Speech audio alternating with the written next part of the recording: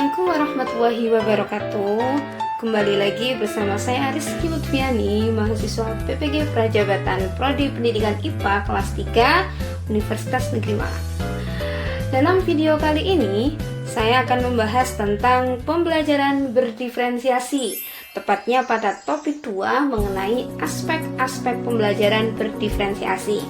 Nah, pada video kali ini saya akan membahas alur merdeka, yaitu tentang koneksi antar materi. Nah, yang pertama kita akan membahas tentang aspek pembelajaran berdiferensiasi. Di dalam pembelajaran berdiferensiasi ada 4 aspek penting yang harus diterapkan.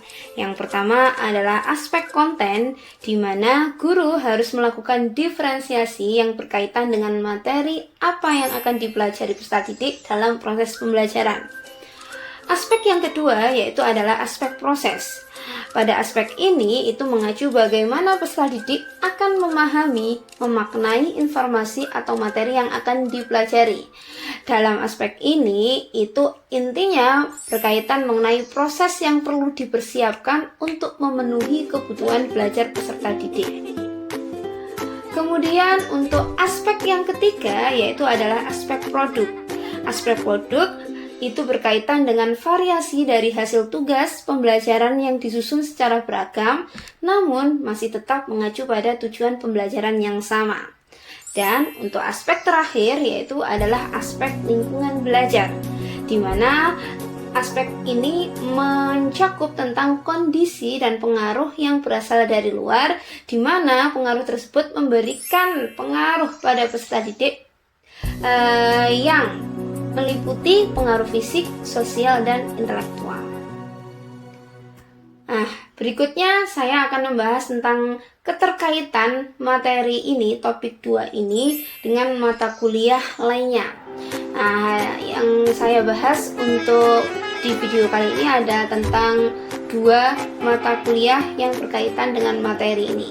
Yang pertama yaitu tentang mata kuliah filosofi pendidikan. Jadi ada keterkaitan antara pembelajaran berdiferensiasi dengan pemikiran Ki Hajar Dewantara. Nah, menurut Ki Hajar Dewantara, tujuan pendidikan itu adalah menuntun segala kodrat yang ada pada anak agar mereka dapat mencapai keselamatan dan kebahagiaan yang setinggi-tingginya. Nah, kemudian setiap anak itu adalah pribadi yang unik. Hal ini dipengaruhi oleh sikap dan karakter yang tumbuh dan berkembang di lingkungannya. Pendapat ini sejalan dengan teori yang melatar belakangi pembelajaran berdiferensiasi, yaitu tentang teori ekologi Bronfenbrenner yang menyatakan bahwa seorang individu berada di lingkungan mikrosistem sampai kronosistem yang saling mempengaruhi setiap tumbuh kembang individu. Kemudian, dengan kesadaran adanya keunikan pada tiap peserta didik, hal ini dapat dijadikan dasar dari praktek pembelajaran yang dilakukan serta acuan dalam mengevaluasi praktek pembelajaran yang telah dilaksanakan. Kemudian, tugas guru itu adalah mengakomodasi keberagaman yang ada dalam kelas dan memfasilitasinya dengan menciptakan lingkungan dan pengalaman belajar terbaik bagi peserta didik.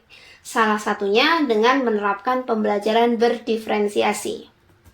Masih berkaitan dengan pemikiran Ki Hajar Dewantara, bahwa Ki Hajar Dewantara itu memaparkan sistem Among yang bertujuan untuk memberikan kebebasan kepada peserta didik untuk belajar mengenai sesuatu berdasarkan pengalamannya sendiri. Sehingga guru di sini berperan sebagai pembimbing dan fasilitator yang sejalan dengan teori ZPD, di mana guru itu bertugas menjembatani kesenjangan pemahaman peserta didik dengan melakukan scaffolding. Selanjutnya, guru sebagai fasilitator juga memfasilitasi peserta didik untuk dapat belajar sesuai dengan kesiapan belajar, minat, dan profil belajarnya. Nah, kalau yang ini berarti masih ada kaitannya dengan mata kuliah pemahaman peserta didik ya, dan pemahaman dan pembelajarannya. Nah, di sini guru itu harus berusaha menciptakan pembelajaran yang menyenangkan dengan berbagai metode dan strateginya.